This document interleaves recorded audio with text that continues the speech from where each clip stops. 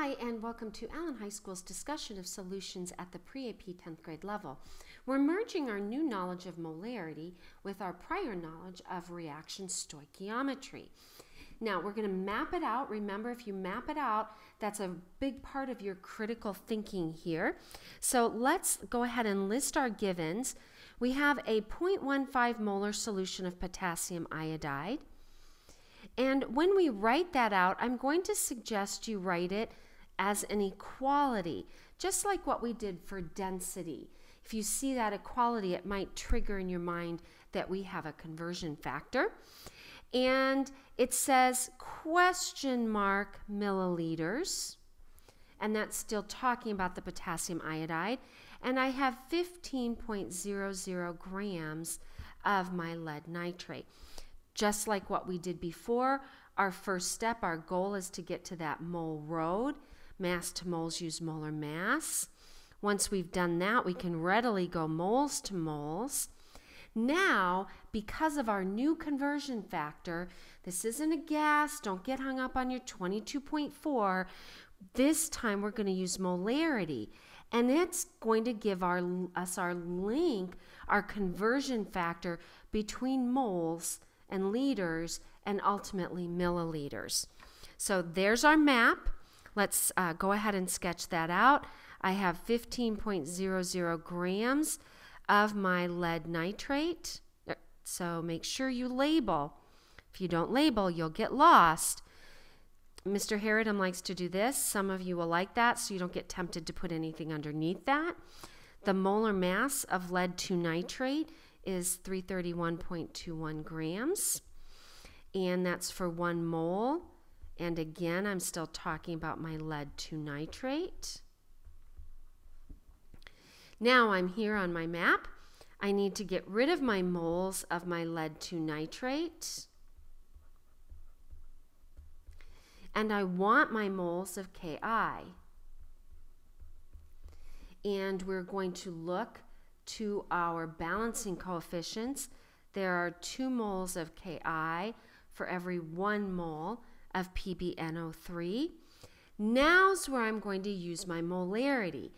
I want to eliminate moles of Ki, and I want liters of my whole solution, because it asked me how many milliliters of solution I would use. That molarity tells me it's 0.150 moles of Ki for every 1 liter of solution. So I used my molarity as a conversion factor, much like we've done density and many conversion factors before. Now I need to get rid of milliliters, go liters and go to milliliters. Find your prefix. There's your 1. Milli is 1 times 10 to the minus 3rd. And if you cranked through all that algebra and go to 3 sig figs, we'd have 604 milliliters of our Ki solution would be part of that. All right, let's take a look at the next one. It's talking about the same reaction. I'm assuming you can write reactions. You will have to write reactions on this test. So I've popped them in for you to save a little bit of time. If you're struggling with that, you really need to get into some tutorials. All right, so now using the same reaction, how many grams of lead iodide, question mark grams, will precipitate? Notice that's the solid that forms when 2 aqueous solutions are added. So that's a precipitate. How many grams will form if I have 65.0 milliliters of potassium iodide, and this time I have a 0.550 molar solution? And again, instead of just putting a big capital M there that I might be vague about in terms of my understanding, I'm going to write it as that equality so I can see a little bit more clearly how I can use that as a conversion factor. So let me go ahead and I'm going to write my 65.0 milliliters. Well, let me map it out, sorry. If I know volume and I know molarity, volume and molarity get me to moles. I often tell my AP students we voom to moles. Volume in liter times molarity is moles. So voom to moles as long as you're, get to liters first. So I'm going to get to my liters, then I'm going to go moles to moles, and then I'm going to go moles to mass using my molar mass. Sorry, that's a little messy. The mouse is jumping a little bit. So I've got this many milliliters of Ki. I want to get rid of milliliters and go to liters, because that's the only way I can use my molarity is if I do that. So that's 1 times 10 to the minus third. Keep that label going. I'm still talking about Ki. Now this time I want to get rid of liters and go to moles. This is where I'm going to use my molarity as a conversion factor, because that 0.550 molar tells me that for every 1 liter, I'm tossing into that reaction mixture 0.550 moles of my Ki. So I'm here on my map. Now I want to get rid of moles of Ki, and I want to go to moles of lead 2 iodide. And there's a 1 in front of the lead 2 iodide. There's a 2 in front of the potassium iodide. And now I want to go to mass. Mass to moles, you got it, molar mass. I bet you're really sick of hearing me say that. And if you cranked through that math, you should get 8.24 grams. All right? Now, a common stoichiometry, and one of the most common times, the most common, I don't like, most frequently used applications of molarity. Wow, that was a crummy way of saying that, but you get the idea. We use molarity a lot with acids and bases. And the next example shows us that as we look at a neutralization, an acid-base neutralization. So let's take a look at that. If I can get my screen back. Sorry, playing with my little smart notebook here and I lost my screen. Clicking too fast. Clicking away. All right, so here we go. Oh, Dina.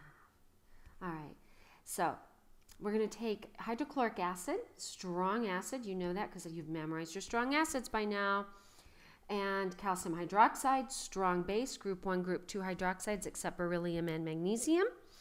Now, this is one where we are. When you are asked for a concentration, you are going to have to hop in and out of the formula. So there will be a dimensional analysis followed by a formula. So this time we have 25 milliliters of our hydrochloric acid, and it has a concentration of 0.1234. Somebody must have been bored, likely me, coming up with numbers. Okay, and I have 23.45 milliliters of my calcium hydroxide. And my question is, what is my molarity? Well, in order to know my molarity, I need 2 pieces of information. I need my moles and I need my liters.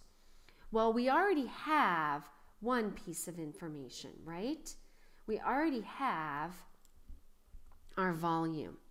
So our volume is 0.02345 liters. You've got to convert milliliters to liters. So I'm going to use this. I'm going to use this information to get to moles. Then I'm going to go moles to moles. And then I can finally calculate my molarity. So let me plug in those numbers. I have 25 milliliters. If I'm going to use molarity, I have to go from milliliters to liters. Study your prefixes before your quizzes and tests. Just go over them again. And this was talking about HCl. So now I want to get rid of liters of HCl. And I want to go to moles of HCl. And that's where I'm going to use my molarity. It tells me for every 1 liter, there's 0.1234 moles of HCl. Now I want to eliminate moles of HCl, and I want moles of calcium hydroxide. and there are 2 moles of HCl per 1 mole of calcium hydroxide, right? And if you do that math, had a little extra spot there, we have 0.001543 moles. If I plug that in to my molarity formula, if you're calculating molarity, you really have to go back to setting it up as a formula. There are other ways to do this, but I think this is the most obvious one. So that gives me my moles per liter, and if I didn't, get my fingers all messed up on my calculator, I get 0.06578 molar solution. Okay, we're almost there. Until I see you again, this is, as always, signing off.